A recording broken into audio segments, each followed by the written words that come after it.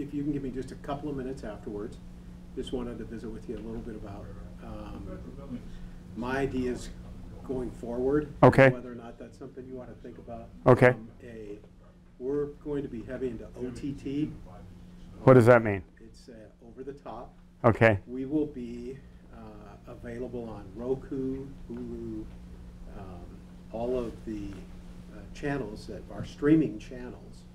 We will have a 24/7 network. Oh, really? Huh. From the Montana Television Network. We're going to put on programs like a 15-minute interview with Steve Corning. Okay. You're rolling, gentlemen. Okay, thank you, Paul. Told me I'll visit with you about that afterwards. Okay. Just some interesting options out there for us. Okay. Okay. Steve, we wanted to jump in with maybe a play off of the State of the Union address that happened this week from President Trump, but I'm going to take a look at, or I'd like you to take a look at the State of the Union of Billings business overall as we hit 2020. Okay. You know, I think actually Billings business has been fairly flat in the retail and wholesale trade areas for the last 2 years. And that has been affected by the decline in our natural resource industries, the price of oil and the decline of coal mining in eastern Montana and northern Wyoming. I think if the retail sales have actually gone up slightly, but adjusted for inflation, they're probably flat to slightly down the last couple of years. And let's look at just some of the sectors if we could. Healthcare seems to be very, you know, we have people living longer, aging, and the healthcare industry seems to be something that Billings is becoming more noted for every year. Do you see that? Oh yes, definitely. I think both hospitals in Billings are contemplating expansions of various nature. And you know, I think people from the outlying area, as they grow older, consider living in Billings because of access to health care. Okay. A lot of communities seem to want to become tech centers. They think that that's a little bit of magic in if we can just start to develop the entrepreneurial, technical, or tech center ideas. Billings is tiptoed into it a bit. Where do you see is there an opportunity for Billings to become that kind of tech center? Well, I think there is probably on a minor level. I think you need a university presence, and particularly a STEM university presence. You know, that is, you know, science, technology, engineering, mathematics. And I think most of the growth in tech in communities is often associated with the university presence. I think what Billings has that is unique in the region is potentially biomed growth and a future in the, you know, medical professions. So I think if anything, our focus in our local university here should be around, you know, the paramedical jobs and you know, increasing the curriculum within the medical field. And that just feeds right into the high presence of options for absolutely healthcare. Absolutely. And so, you know, I think that, you know, you're right, everyone wants tech in their economy, and it's sort of like being the employer of choice. You know, if everybody wants to be the employer of choice, then there really is no differentiation. I do think that, you know, we have a chance to become really kind of a biomed center for the Northern Rockies in this region. And I don't think that you know, even Missoula and Bozeman that have the universities can compete with that. Let me just play off that. What would it take to do that? Is that a MSUB Rocky would have to build those programs up? I think they would, and I think it also requires the involvement of our local medical providers and the hospitals. You travel around the state of Montana. There are some very vibrant downtown communities. Yes. Across the state, and Billings keeps trying. What do you give us your assessment of the downtown economy and the presence and how important that is to our community? Well, I think that, you know, for instance, I think you're probably referring again to Missoula and Bozeman. And first of all, they have smaller downtowns than we have.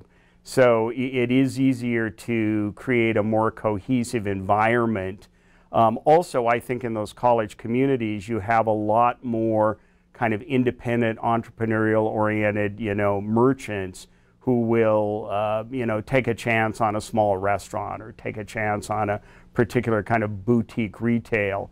Billings, because it is much larger and has a much larger downtown, it is more difficult to achieve that cohesive feeling in the core of the downtown.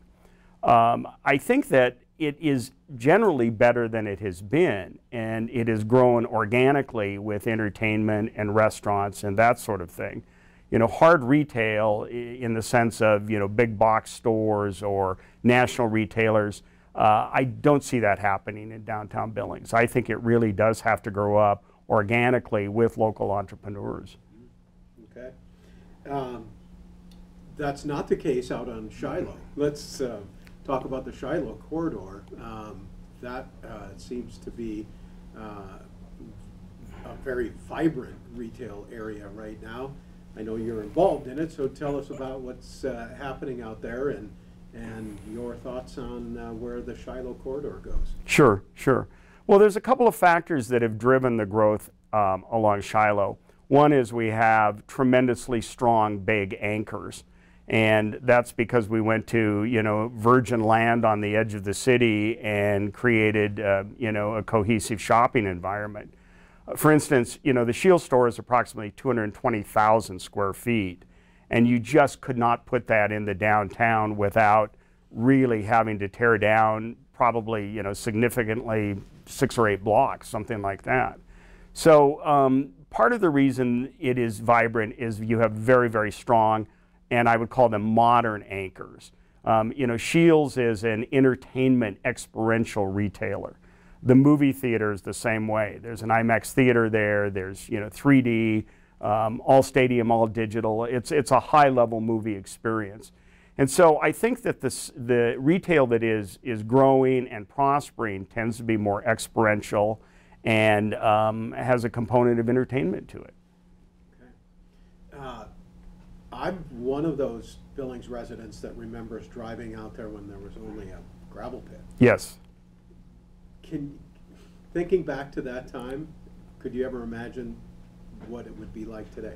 Well, we did imagine it to some extent. We teed up the project in 2008, which arguably was one of the most difficult times nationally in the economy.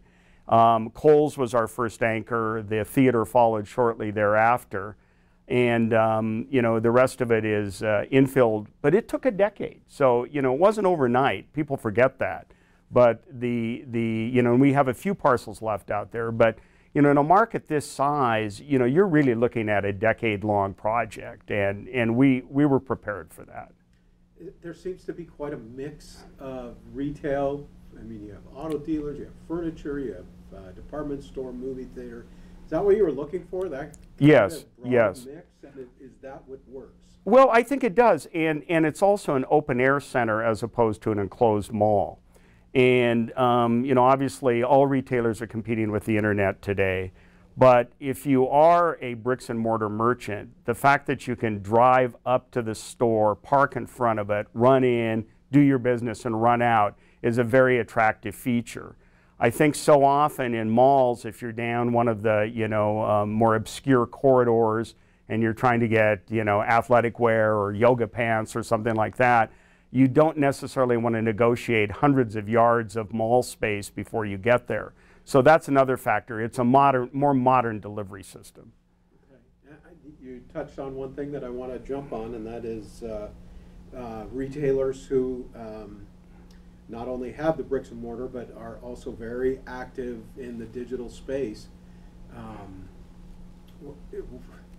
Where are we heading in that way? And are bricks and mortar stores still going to be around in the next 5 to 10 years?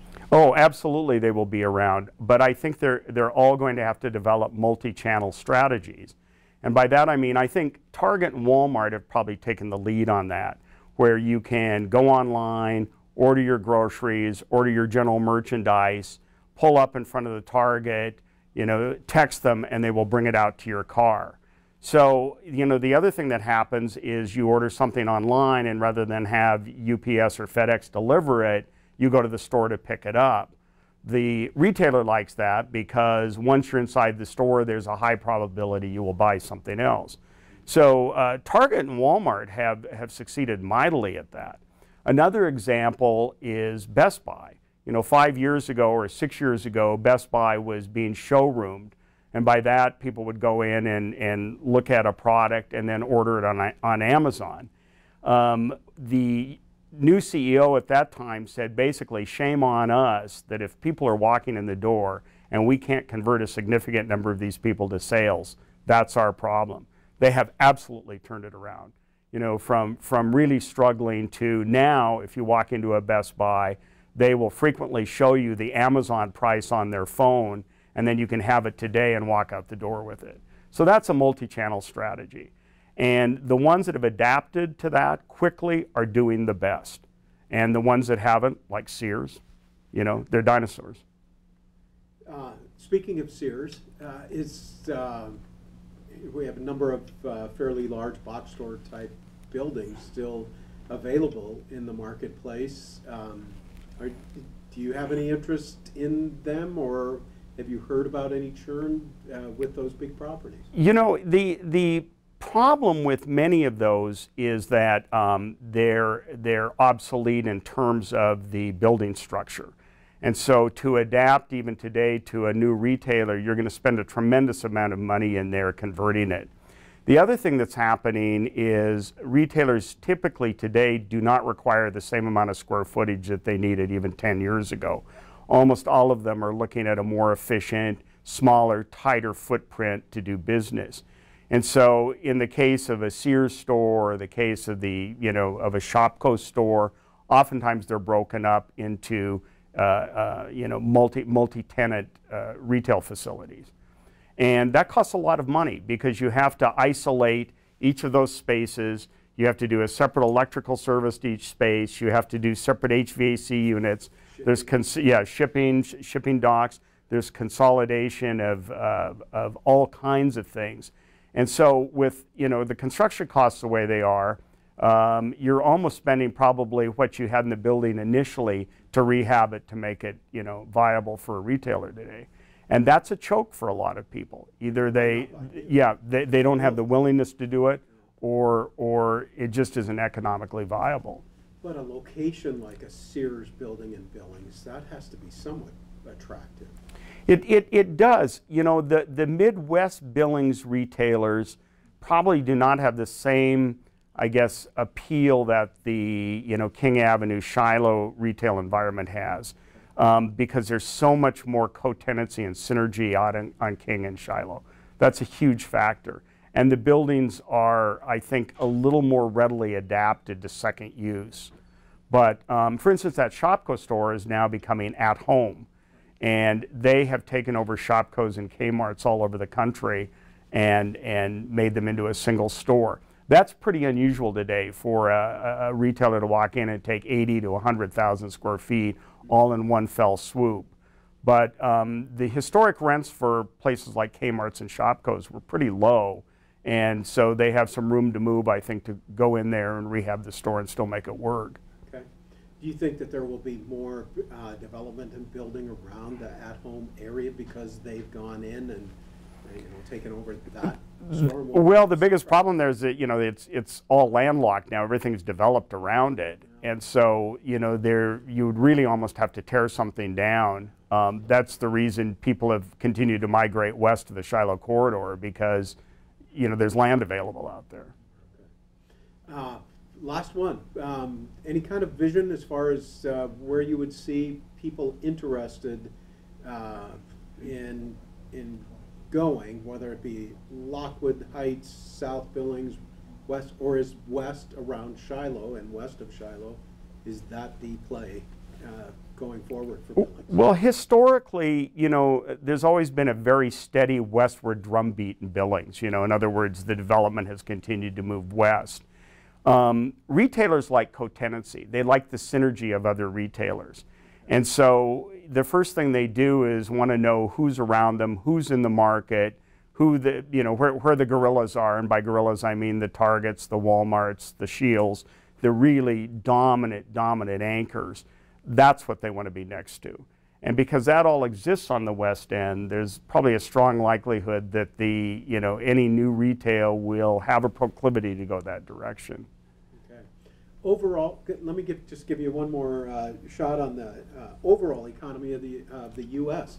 Are you seeing any regional areas that are churning out better than others right now as you look across the country?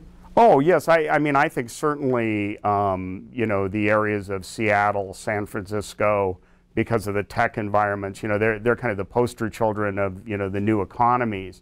However, with that has come a tremendous surge in housing costs, in transportation issues, traffic, those types of things. You hear people saying, I work for Google in San Francisco and make a very decent salary, but I still can't afford to live here.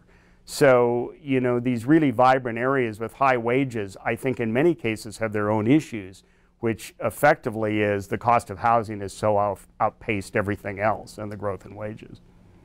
And I have friends in Seattle that don't mind driving an hour and a half to work. Yes, yes. No, it's... I can't imagine that. My daughter worked for Google in San Francisco, and she lived in the city and worked at the Mountain View campus, and she took the tech bus every day to work. And this was a bus provided by Google. Facebook does the same thing. And it was an hour and a half commute each way. Now, the buses were very well equipped. They had internet, refreshments, very comfortable seats. But it's still 3 hours out of your life every day just moving back and forth from work. And I think that grind is something that really does affect people. And that actually augurs fairly well for some of these intermediate-sized cities like Billings, Boise, Sioux Falls, Fargo. It's not as glamorous, perhaps.